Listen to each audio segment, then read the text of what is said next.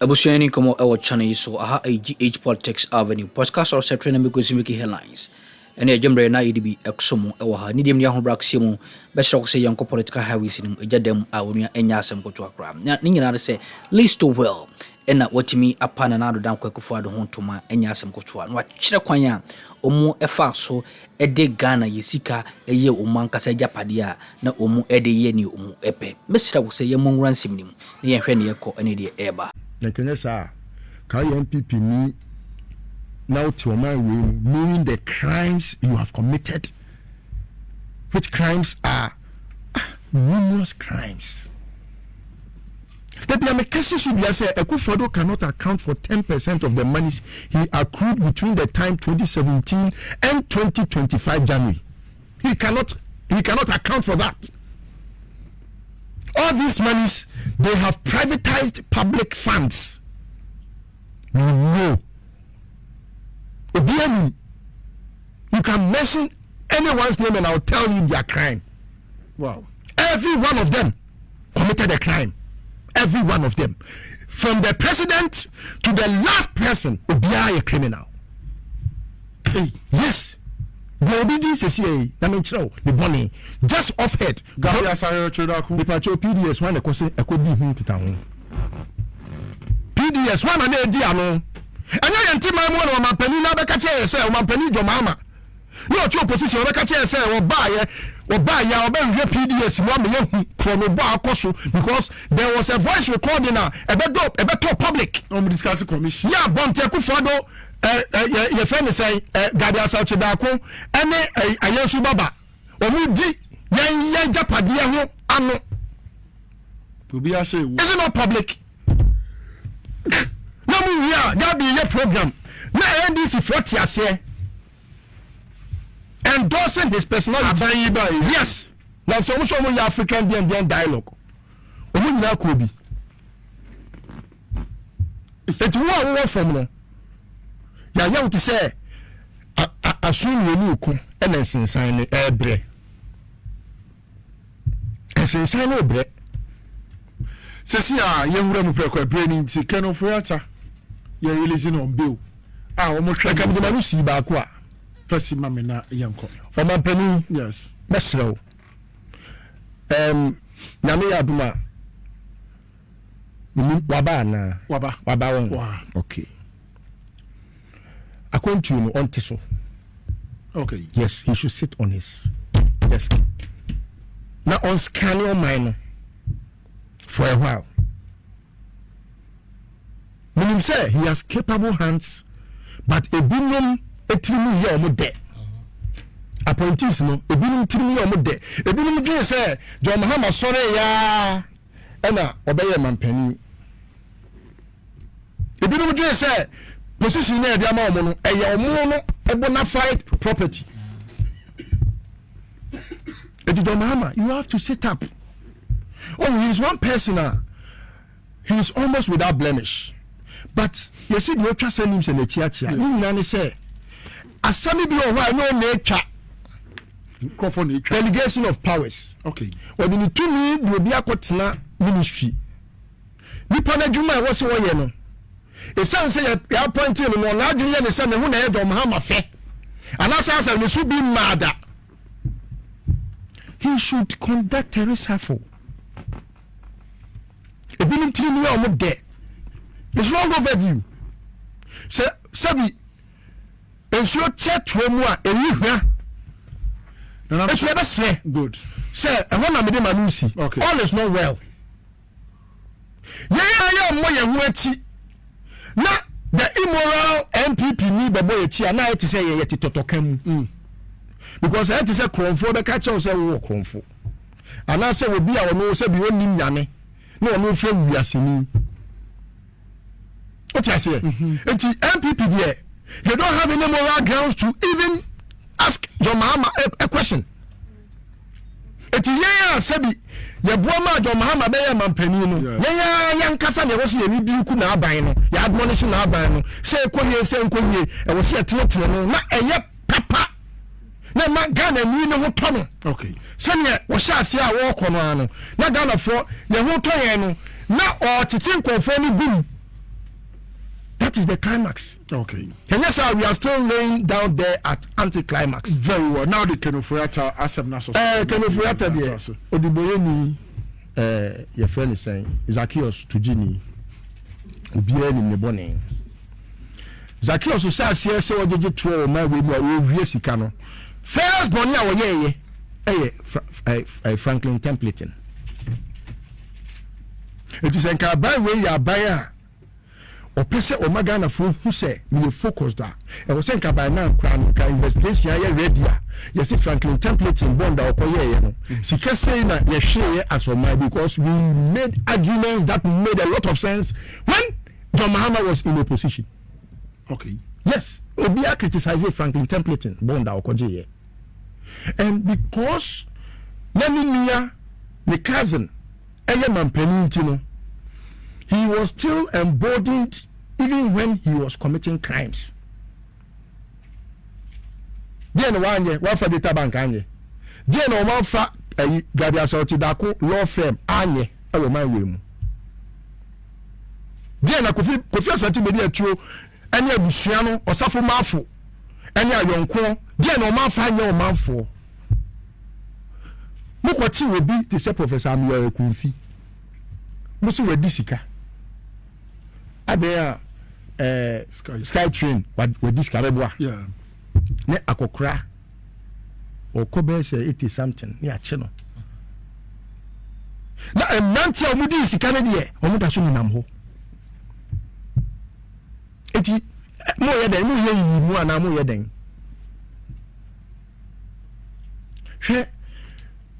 We get wiser by the day because of this phone.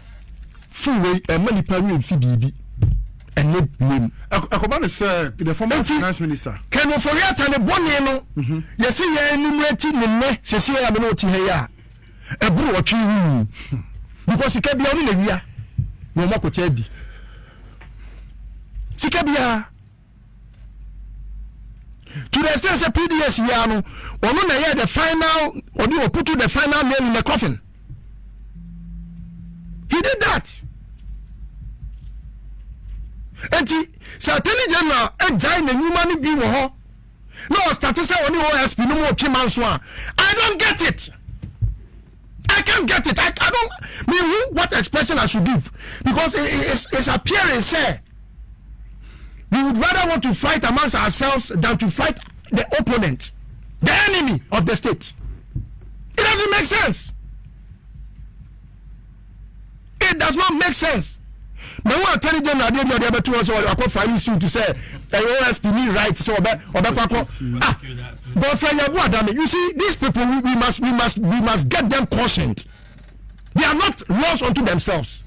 Yeah, what I mean now no you could further point in Kwampono or making sure say Obama your friend is OSP authority and the laws are there. Yeah, me but you don't have to go to law school to understand the law because me say the only thing I should be minded of or about ignorance of the law is no excuse. So you don't have to be a lawyer to say man call law school to not mean say a crime. It is still a crime when you don't even know. So I read and I understand. It is Attorney General to make court say onu kwa kwa hwe dentia your friend is saying OSP na it is a what I can for your task not to ho abutre kanum ne where you go 42 omo and confo ete boni America for their DNA abofo their DNA o ma wemu ye o ma wia ye god ahodo de akọ na obi timi ko wia o mo ka ba ko mi bi na o de baga na ha na wotimi akoti satawale na wotimi akoti how does that make sense? Obi a wia o ma sika ene satawale a wotimi akọ wia broni ka na say obi akọ wia broni ka beto ama no ana say abutire ka oni na mi ba bi. How does that make sense? Enti the AG are filing to the Supreme Court or say OSP power to prosecute without Attorney General's authorization unconstitutional. It is not. Read of all Nyoma Jomahama Beye Wagana Hamina Sebi Yakro Bobia Fanjusuno say Basa Nimia Edi company nim ba Ghana buy ho be making sure say Ghana beto airplane a friend Airbus enye Airbus ni sika e bi ko tua ma company no ene yesi John Mahama abomu kro no no omususu say ni nua ne commission na ono ye businessman na wadi ade ni mu ame me ye marketer na me meje me commission say de na me ye Samsung for adverter omuna etua me commission Samsung na nya me dia I only take commission from the work done. It is a mikobo mo advert e wo XYZ na say yekoto ni o ma na e fa so e da so no ni ati ni bi ni e di ama na apuku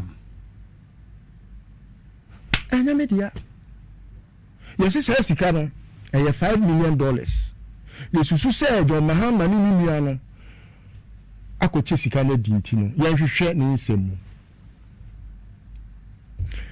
wo mo de me koma OSP say owura your friend is saying Matamidu yeah one nsem ni mu fiko ne say e ho tan sabo John Mahama ye fa ni ko gina emranu ni ni asem ye fa ni ko tu afiase yes that is what they planned of John Mahama prior to that baby a no ye mampani a wote na ho ye baby a vice president ti obey mampani o so person wotena wa omutu no right after say aba abemu a impo omoni mpanifo akosi konya ya mpanifo akuku dam te say krobia ye fi asante kotoko hin bo bia mamu so edina no atu bi say sebi say o mani mbadwunti mu de mo mani ntena ho a omutu no de osafo mafokotena ho wow the omudi ye MPP di ye Ghana for no vice president dino yes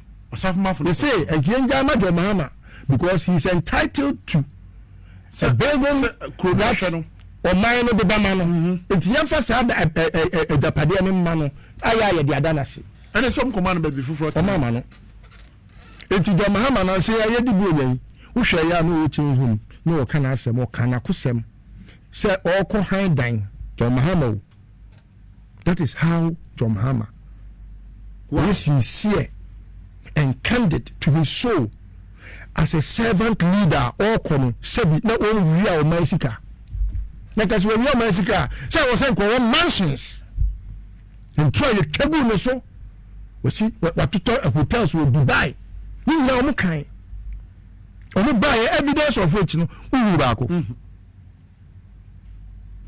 everyone can for one day John Mahama just to mention but a few Shedi omudi ye Ghana for say say yade aba the worst case scenario is no crowd we dey say yade aba covid aba obi aho che no obi aho kwa hunhiem say bi enuma akese kuro egu na timanuni say bi okontokro say omani say bi tiwiase say wono masitinem yare two things infrastructure and system. You can't build a system without infrastructure. I don't know FSHS not failing. Okay. Because they are forcing themselves to build a system where there is no infrastructure. That is why it has failed. So as Minister of Education, we are making sure say double track you be here for and and confua said John Mahama Nyansani wama post as education minister and wama will be so scholarship secretariat Nyansani wona be our supervising minister but said man will be adding every one of them is an authority obi adding yeah they only may report or account to their services or stewardship to you or through you to the president. You are answerable to the president. They are point all him and I get fan and then now and I project why you say and then now you ready and then now free SHS and if we so dear man now by now I was saying double track yeah free yeah the government must sit up enti adi titi wa Ghana for gina so a ye to Obama John Mahama and ma me NDC ni because NDC atare no me only reason I need to because NDC atare is to make sure say John Mahama obeti MPP for akonfo atutuboton for balawa mamboye for na gum I mean for my real man. Yes. Me ba na only dey chin. Me no nya adwene ba kokura. So person o ka se obi ye kronfo, it would not court a. And obi be wiaw, oni ma wo be mu a. Twen enko for police metin wo nya kronfo. Ma yen na asem wo court, na court pronounce say we kronfo and watch no. That is the logic. Logic now expansion. Yes. That is the meaning. Why you kronfo until say another police on your kronfo. Okay. That is the law. Lawyers always quote one side of the law and think, say, you are not guilty until proven guilty. You are guilty until you defend yourself not to be guilty. Also, that is the law. That is the perspective of the law. And that's how I come for lawyer. Me a quote now say, prove me guilty. Without a lawyer, why do you do defense? Why do you file defense? You file defense to make sure, say, you are not guilty until you are pronounced or until you are guilty. Yeah. So there are two sides of the coin at all times. It is only criminals who side with only one side of the coin. Say, the onus lies on government. The onus also lies on the one who is being accused of the crime. Who can say your Crawford because all fighters are on Magana Hana? And you know what about oh my God, I know you motor for a tata to say beyond the branches. Okay. But the only reason why I can for that will be a name so I from four is because my brother no are complicit. President. Yes, that is why so be use a coup for the need John Mahama and no much put photo. They are able to even still go attacking John Mahama's personality. Because why would you even want to have that scenario? Play on the minds of the Ghanaians and say everything is rosy. It is not rosy. A crime against humanity. The pictures are the president John Dramani Mahama, yes, the former president, and yes, Ghana for being there. Share cocaine, dear was here. The attack on the personality of John Mahama. Wow. Yes, trying to. It's like media me your father for all, and yes, yes, we are in court. When these people have perpetrated crime against humanity, but also over 200 past officials of the MPP, Yoko and other security agencies are yes, and Yame. Shesenka abanda da Numi Pano. Senior, the ex-wild John Mahama regime first term. My appointees set up how many times Yoko. How many times are Julius Numamuko Yoku? Now, one finding faults on them. I didn't know come. I don't say Enqualada. She says, will be any act will be asking. They should stop being this childish with us. That you might be Enquala and Enquala Nansa. Enquala Kitty, Umbet me at say no. A quite when they was here the fossil. Attorney General. A dear now no one can say personally what filing or court I would not acquire a extradition. Shabby Bako. What is extradition process? No more. Process my OSP BB and original source. So one can say their way. Samuel. Ever back in Foyata. When they mean can Foyata chrono or my way. Why must it wait till now? Yan Qualabium, Obian Yakwala or my way. Some person will catch us say, "You're politics, no more from union government. LPP and this will come on me who's a one. No more from union government, no more jaya how. Near who's a family boy a corner, young country beam. Yamu, you will hear near the Akusa Kusanasi to near your diet Danyame. Yes, sorry, I am a test to be beam, not from union government. You wish to accuse any one of. It's getting on our nerves. Time.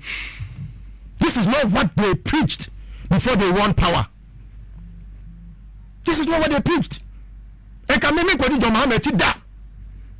Sir, we are one.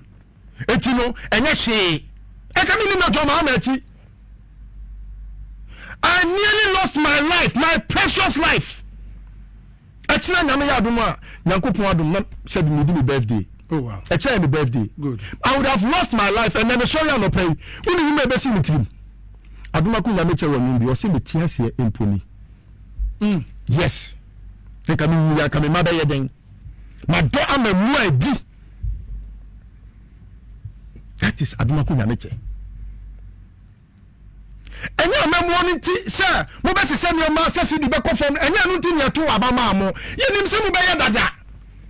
But to put the icing on the cake and beautify the cake, to embellish it, to make it look beautiful in the eyes of the beholder, no, and only say mobile conform boom. Unu say emre etwem aban hodo etwem na nkrofo oh yafa we have a enkosi hwe no.